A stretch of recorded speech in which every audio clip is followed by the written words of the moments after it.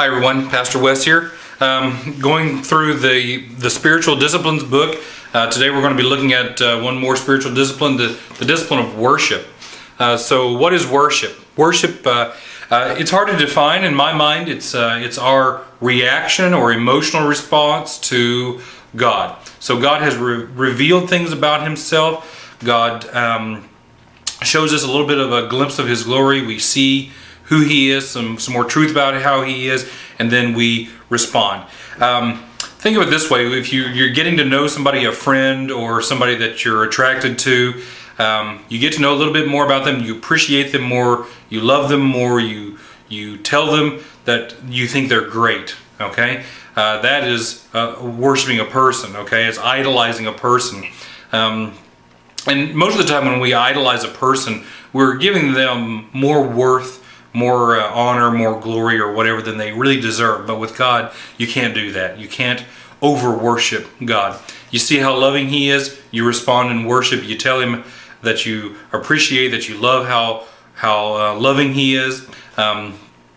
You're not going overboard. You can't tell Him enough of how wonderful and glorious He is. So it's our response to learning a little bit more about Him. He reveals something of Himself to us. We see it in Scripture. We see it in our lives. We respond. And a lot of times that is a very emotional outpouring. Sometimes it's more of I don't know, it's always a little bit emotional, but if you're a stoic person, if you're not a very outwardly emotional person, people may not see it. But in your heart, and that's you want God to be judging you in your heart. He sees the heart of a person. You want to be worshiping in your heart. You want to be worshiping on the inside, not for show and not for other people to see. You want Him to see how you're responding to who He is. Sometimes it's hard to see God's glory. Sometimes people just don't recognize it. So how do you get to that? How do you get to view that glimpse of His glory so that you can respond properly? In our book, the author tells us always look at Jesus. Jesus is God in the flesh. If you want to know what God is like, you look at Jesus. So you see how Jesus interacts with people. You see how He controls nature. You see how He responds to God. You see how He heals people. You see how powerful He is. Then you'll know exactly what God is like. And you'll be able to respond in worship. You'll be able to ascribe to Him the worth, the glory, the honor that He deserves. And that is worship. That is worship. So you're supposed to see a glimpse of God either through Scripture or seeing Him work in your life or somebody else's life. When you see that, then you'll be able to worship. Okay? Now we're supposed to worship. We're supposed to kind of live a life that is characterized by worship. We're supposed to worship publicly. We're supposed to worship corporately at church. We're supposed to, it's supposed to be a public and corporate activity. It's also supposed to be a private and personal thing. And the author of the book really emphasized that we need to worship publicly and that God works publicly and everybody is a witness to it. Everybody has a testimony about what they saw God do in the life of a person while it's in public. We also feed off of each other. All that enthusiasm that we build up together all goes to God. And so that when other people worship, it encourages me to worship. I know that. And when we get together as a group, we can bring all of our talents together and we see what God is doing cumulatively in each other's lives.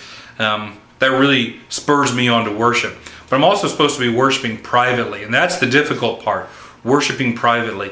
And so how do I worship privately? Well, it's the same way as publicly. I read the Word, I see what God is doing in my life or others' lives, and I respond. The difference is that I'm just by myself.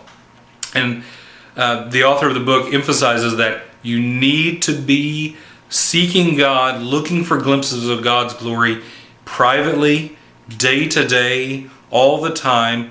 Because if you don't do that, if you don't worship privately, then your public worship is going to be very difficult, or it's going to be hindered.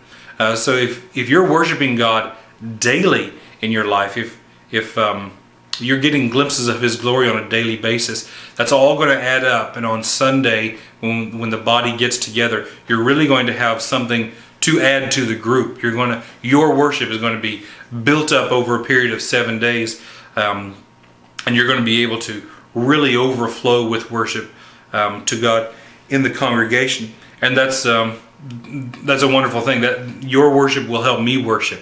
And so it's just sort of this, the snowball effect, or it all grows exponentially.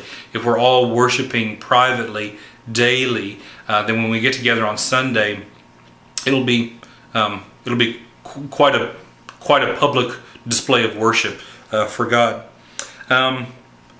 The real question is then, what if I don't feel like worshiping? What if I'm not seeing what God's doing in my life? What if I'm not getting that emotional response from my Bible reading or whatever? I would say definitely you want to be in prayer about that. And even if you say, Lord, I'm not feeling any kind of emotion when I read the Word. I'm not feeling great about you. I don't have that much faith right now. I feel like you're not doing anything in my life. Tell God. That's an act of worship. That honest, open communication like that. The feeling of frustration. I even feel like that, just that genuineness of heart and character. God is also honored by that.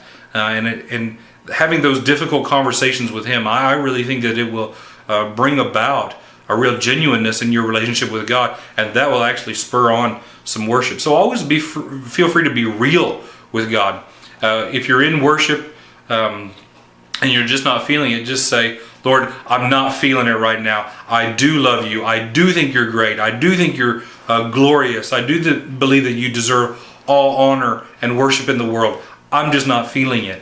I think that in itself is a kind of worship.